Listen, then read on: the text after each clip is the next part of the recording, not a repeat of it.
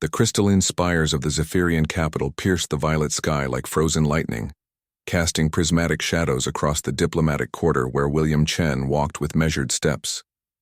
His boots echoed against the translucent pathways, each footfall a reminder of how alien this world truly was. Behind him, his translator and cultural liaison, Naz Rahman, struggled to match his pace while reviewing her notes on the quantum tablet. "William, you can't keep avoiding Queen Vexithara," Naz said, her voice tinged with frustration. "The trade negotiations depend on these formal meetings. Earth needs the Zephyrian energy crystals." William paused at the observation deck overlooking the sprawling city. The Zephyrians moved below like living glass sculptures, their semi-transparent bodies refracting the light of their twin suns. "I'm not avoiding her, Naz. I'm being strategic." "Strategic?" Naz raised an eyebrow. "You've canceled 3 private audiences, delegated 2 ceremonial dinners to me, and last week you literally hid in the embassy's water recycling chamber when she came for an unannounced visit." A slight smile tugged at William's lips. "That was tactical repositioning. Queen Vexithara materialized behind them with the silent grace typical of her species, her crystalline form shimmering into visibility. Naz jumped, nearly dropping her tablet, while William remained perfectly still. "Ambassador Chen." The Queen's voice resonated like wind chimes in a gentle breeze, her telepathic words translating directly into their minds. "How delightfully elusive you continue to be." William turned slowly, offering a respectful bow. "Your Majesty, I wasn't expecting you." Clearly, Vexithara's form shifted colors, indicating amusement in Zephyrian body language. "Your aid has been most gracious. In your absence, though, I confess I grow curious about your avoidance strategies."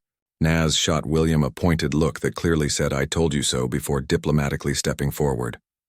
"Your Majesty, perhaps we could schedule—" "No," the Queen interrupted, her attention fixed solely on William.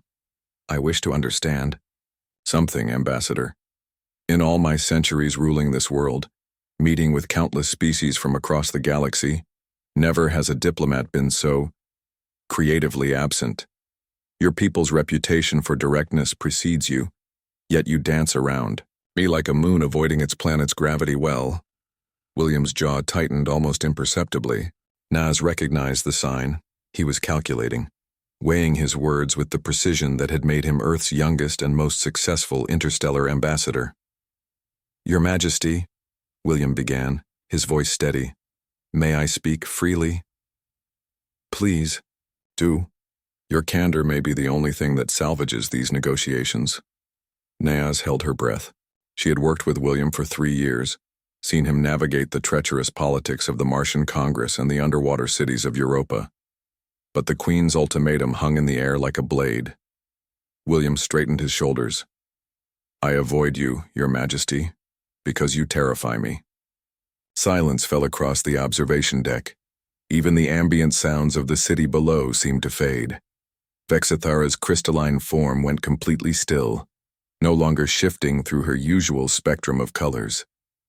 "Not because of your power," William continued, his voice gaining strength, "though you could unmake me with a thought. Not because of your age, though you've seen the rise and fall of civilizations. I'm terrified because when I look at you I see everything humanity could become, and everything we might lose in the process." Naz watched as the Queen's form began to pulse with soft, uncertain light. "Your people achieved perfect harmony a millennium ago," William said. "No war, no hunger, no suffering. You've transcended physical limitations, achieved near immortality, created paradise. But in all my briefings, all my cultural studies, I found one thing missing from Zephyrian society." "What?" Vexithara's voice was barely a whisper in their minds. "Struggle," William replied, "and with it the fierce, irrational, beautiful mess that makes us human. We fight wars we shouldn't fight, love people we shouldn't love, dream impossible dreams and somehow make them real.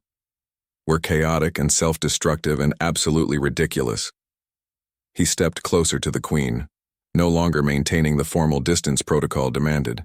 "But that chaos, that struggle, it's what drove us to the stars. It's what makes a species that's barely left its home system important enough for the great Queen Vexithara to want our friendship. We have something your perfect civilization sacrificed long ago. And what is that? The Queen's form was now cycling through colors Nas had never seen before. Hope, William said simply. Desperate, stubborn, unreasonable hope. The kind that makes us believe we can negotiate peace with a species that could crush us, or that love can bridge the gap between stars. We're the reminder of what you once were, before you became what you are now. The Queen stood motionless for a long moment. When she finally spoke, her voice carried something Nas had never heard from a Zephyrian. Uncertainty. You avoid me because you pity me. I avoid you because I'm afraid that if I spend too much time in your presence, I might start to envy your perfection and forget why our imperfection is precious. William's smile was sad but genuine. And humanity can't afford to lose that perspective. Not yet. Vexithara's form began to solidify, becoming more opaque than Nas had ever seen her.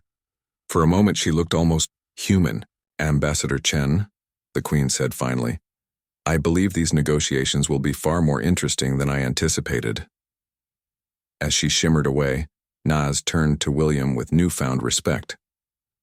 That was either the most brilliant diplomatic gambit I've ever witnessed or the most honest thing you've ever said.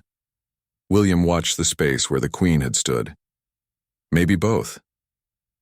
In the distance, the twin suns set behind the crystal spires, and for the first time since arriving on this perfect world, William Chen felt like he was exactly where he needed to be.